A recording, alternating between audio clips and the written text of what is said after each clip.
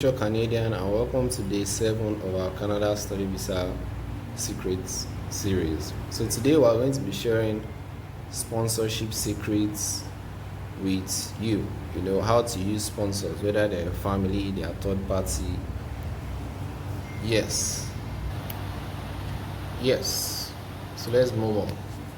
Now the fundamental question here is, why is the person sponsoring you? That's one thing you need to answer, because if you are using sponsors, it's a lot easier for you to be refused, because a lot of people don't know how to go about using sponsors. So when someone is sponsoring you, the visa officer is wondering, why is this person sponsoring? Why is this person sponsoring you?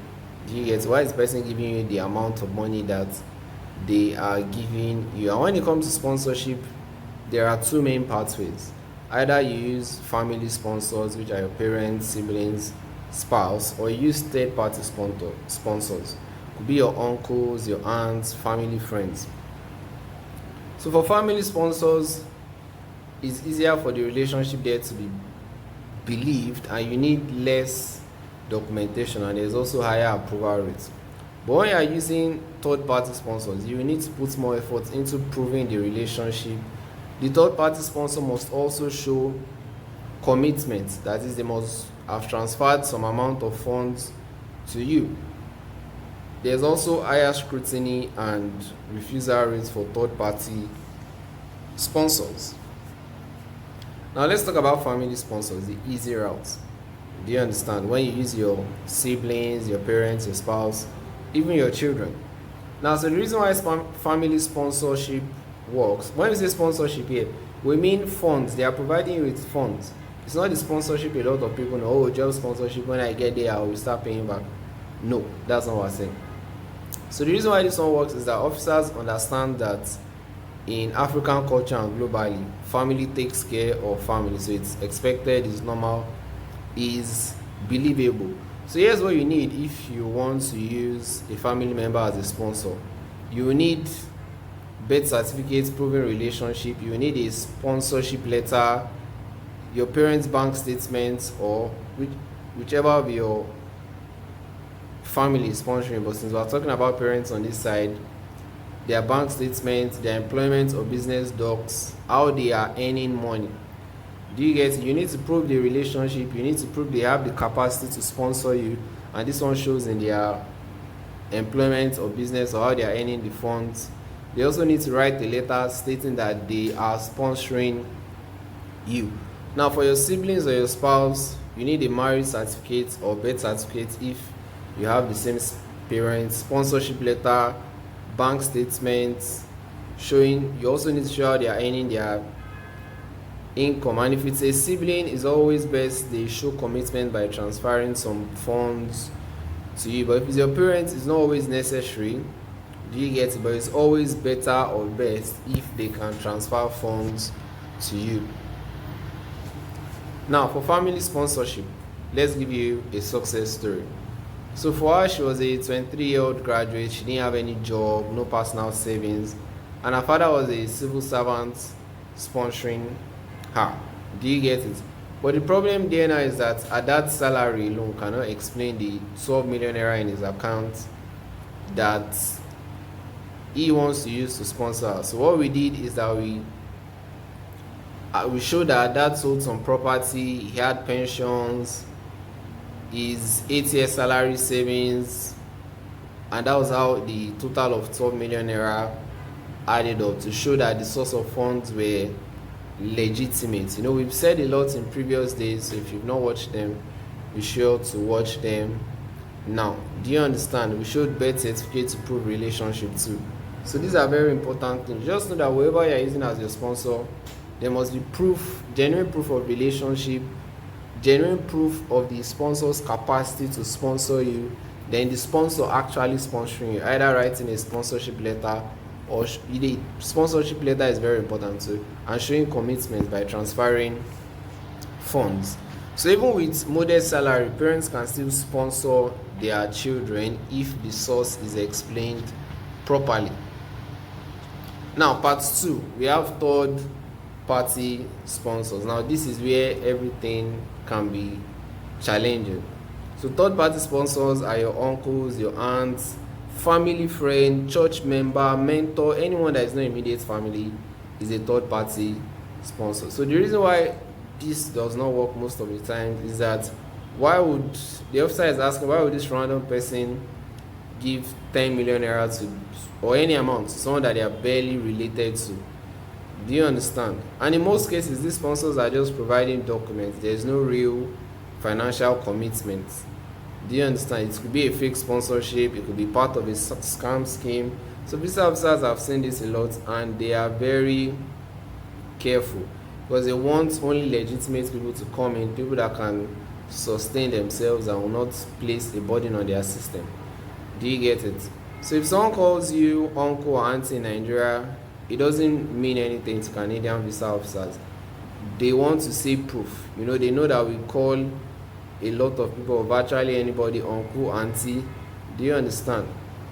So when third party sponsorship can work is when you prove that there is real relationship there with documents, social media pictures, chats, and there's real commitment, meaning that that sponsor has transferred funds. Some people, they say they have siblings or relatives abroad, citizens of America. If you want to use people like that are not directly related or they are not your immediate family, it's best that they do not only show bank statement, they also transfer funds to you. Now, how do you prove third party relationships? So if they are your uncles, your aunts, you get birth certificates, your parents' birth certificates, their own birth certificates to show that they are related. Your parents and the uncle and aunt are related, showing that they have that relationship is there and is genuine. You need to also show proof that you guys have a real relationship. It's not just someone you've barely spoken to in like 10 years, all of a sudden they want to sponsor you. This officer will question that. They want to see proof of that relationship. They want to see public posts. So when you have posts like that anybody can see and verify, it strengthens your case. You can draw a family tree to also show it. Get an affidavit from a family elder, family photos to showing you and that relative together. They also want to see history of support. So if the person has given you money before, paid for your school fees, anything that shows that the support they are offering you, they've offered similar in the past, would also help. So it's also best to combine multiple methods for maximum credibility. Use your birth certificates, their birth certificates, photos, chat history, past support, and it becomes even more believable and you'll be able to successfully use a sponsor. Now, the commitment requirements when you're using third party sponsorship is that a letter alone won't really get the job done. They must show tangible commitment. Do you understand? And the minimum you can pick, you should pick at least 2 from these options, is either they transfer funds to the applicant's account. It might not be all, it might be part, or they pay the first semester tuition or some part of the tuition to the school. So all this shows that they are putting their money where their mouth is and they are not just talking, they are actually spending, actually sponsoring. Do you understand? And they could transfer and also pay tuition. Anything to show that there is real commitment goes a long way. So the things that don't show commitment is when they just write a letter. Anyone can write a letter, or when they just show their bank statement. There is no actual money movement to show that this person, look at it now, compare somebody that has been helping you financially before and has even transferred the money to you, to somebody that is just saying using documents. Which one do you think is more believable? Definitely the person that has transferred to you before. And when they say they promise to pay when needed, it's not always solid enough to convince the visa officer. Do you understand? So, and if your sponsor won't transfer the money to you, it's best to just find another sponsor unless you still want to go ahead with it. And if you need help with your proof of funds or any of the things we've discussed in this video, feel free to reach out to us and we'll guide you on the best way to get it done. So you see our contact details on the screen or in the comment section or in the description of this video, so you can always reach out to us. So if you are using arranged documents, it's always best to be careful of the documents that are being arranged for you. Do you understand? So if you are using an agent that is arranging documents for you, there's high probability that they've used that document for many other clients, and visa officers have seen it multiple times. Or they can even call the sponsor, and the sponsor will say, oh, I don't know this person. Do you understand? So you need to be careful, you need to be involved. So that's why we're making videos like this, to not only educate you, equip you, and give you the clarity and confidence that you need, but to also ensure that if you do decide to work with us, you already understand what is happening and you know how best to contribute. Do you understand? So if you are caught, your application would be refused, could be refused, it could be banned. Do you understand? So the lesson here is, don't do it. Just avoid those kind of arranged documents that agents use, because they could have used this so many times and visa officers can identify that it is not real. So let's give you an instance between weak versus strong third-party sponsorship. So when you say a weak third-party sponsorship, it's something like a generic 3-line letter, there's no proof of relationship, no money being transferred. So if you find out that you're already following this path of weak third-party sponsorship, don't panic. That's why you came across this video, to save you pain and heartbreak. You focus on doing it the right way, you get the right results. So when they just submit bank statement, they can't explain why they are sponsoring you, they can't prove any relationship. That is a big problem. So a strong third-party sponsorship is when they give you a detailed 2-page letter explaining everything. They have multiple relationship proofs. Do you get it? You can clearly prove that there is an existing relationship between you guys. They've transferred money months ago, and that money is just there, showing that the money is available for your studies, money that is just there waiting. Do you get it?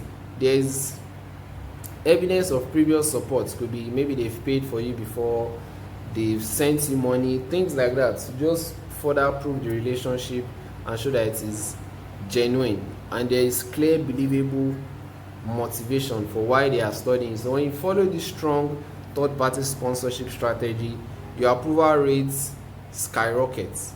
Do you understand? So the key takeaway that I want you to take is, family sponsorships are easier. Do you understand? Third-party sponsorship, you must go in depth, but it doesn't mean you should, because you are doing family sponsorship, you will not put in your best efforts. You need to put in your very best. Now, what's your sponsorship situation? Is it your parents that is sponsoring you? Are you being sponsored by your sibling or your spouse?